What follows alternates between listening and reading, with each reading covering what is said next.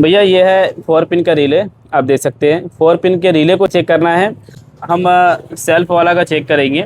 ये Bajaj Pulsar NS 125 CC BS6 में है। और बजाज कंपनी जो है अब सेल्फ के लिए 2 रिले देती है। एक मेन रिले है इनपुट, और एक आउटपुट मेन रिले है, जो कि वो सेल्फ यूज होता है, जो कि सभी गाड़ियों में वो रिले होता है भाई। ठीक है।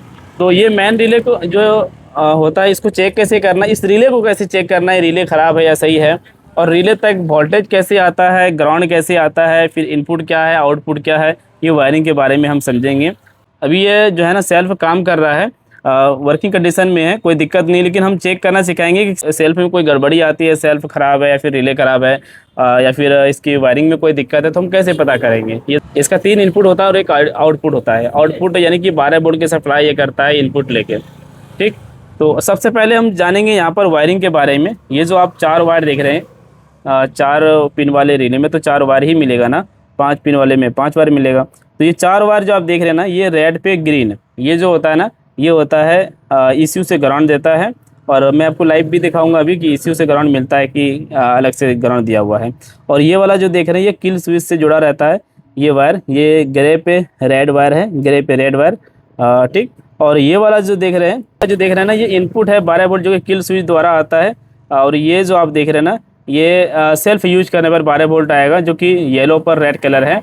और सेल्फ बटन जब यूज करेंगे और रिले जब काम करेगा, रिले जब ऑन हो जाएगा, तो 12 वोल्ट की सप्लाई ये आउटपुट देगी। तो ये 3 इनपुट हुआ समझो, 3 इनपुट, यानी कि ये एक ग्राउंड हो गया, इनपुट इसके अंदर आया ECU द्वारा।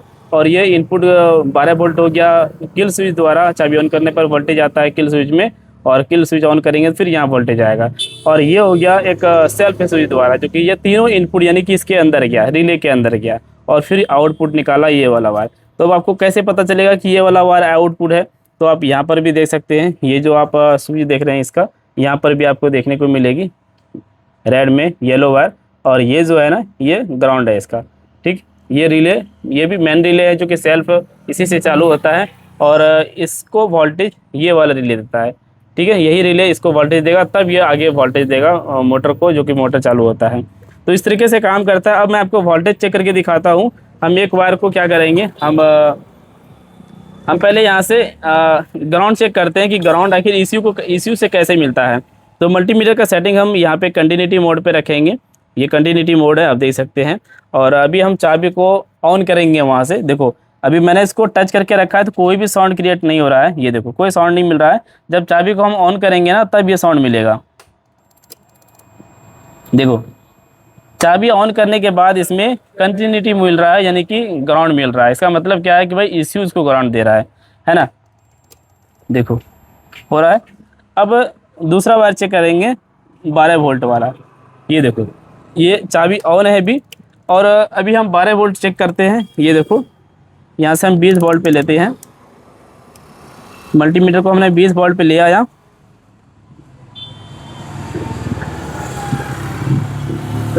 और इसको हम टच करेंगे अभी बॉडी से। ये देखो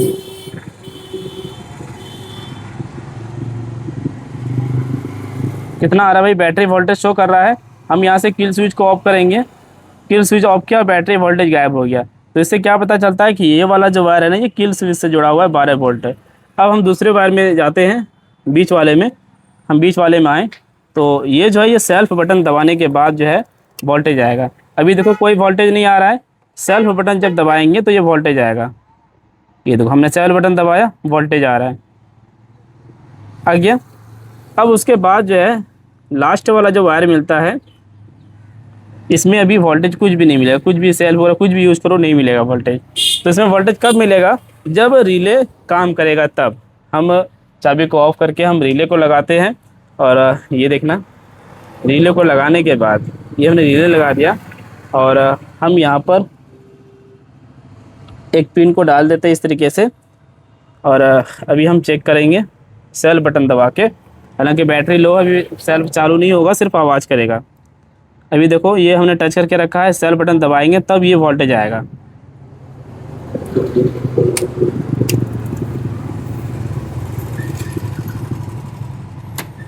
ये देखो ये हमने सेल्फ बटन दबाया तो यहाँ पे वोल्टेज आ रहा है। बैटरी लो है, 7.5 वोल्ट दिखा रहा है। बैटरी लो है इसलिए सेल्फ चालू नहीं हो रहा है। तो आपने क्या देखा, इनपुट क्या है, आउटपुट क्या है, 12 वोल्ट किसमें सप्लाई कैसे आती है और ग्राउंड कहाँ से आती है, वो आप लोगों ने देख लिया। अब मान के चलो इसमें ग्राउंड नहीं आता एसीयू द्वारा, तो आप अलग से एक ग्राउंड इसमें देंगे, और ग्राउंड देने के बाद अगर सेल्फ काम कर रहा है तो समझना ये तार कटा हुआ है या फिर एसीयू ग्राउंड इसको नहीं दे पा रहा है, ईसीयू में दिक्कत है। और इसको बाईपास करने के लिए भाई आपको अलग से इसमें ग्राउंड देना पड़ेगा, बस और कुछ नहीं करना है। और वोल्टेज और सेल्फ स्विच यूज करने पर यहाँ पे वोल्टेज मिल जाएगी और फिर ये वाला रिले काम करेगा।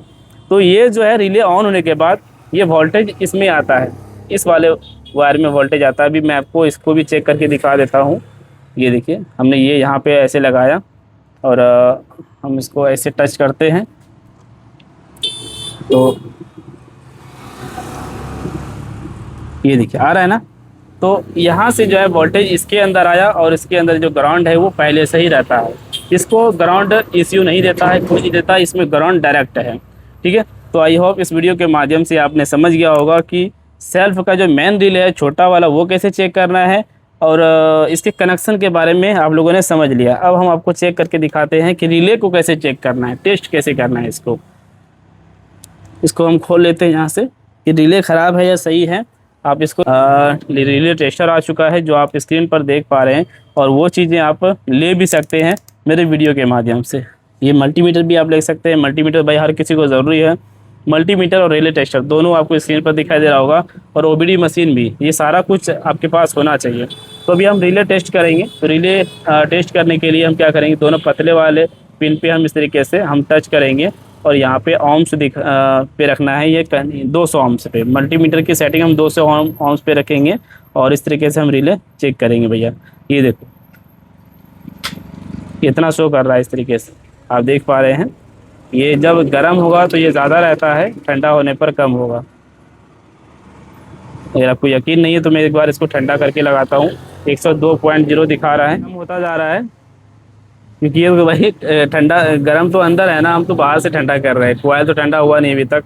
ये 99 98 इतना कुछ रहता है, ये 96 तक ये रहता है इसका ohms रहता है इसका। ठीक है, ये देखो नीचे आ रहा है। तो इस तरीके से हमें पता चल गया कि रिले भी सही है, वायरिंग भी सही है, सेल्फ का सारा कनेक्शन सही है। तो बस ऐसे ही भाई चेक करना है। तो ऐसी वीडियो देखने के लिए फॉलो कर लेना, सब्सक्राइब कर लेना। और मेरे वर्कशॉप पर आना चाहते हो, कोई कस्टमर भाई है, अगर आपकी गाड़ी में कोई शिकायत है तो हमारा वर्कशॉप है झारखंड गोड्डा हनवारा नरैनी में वर्कशॉप है, आप आ सकते हैं।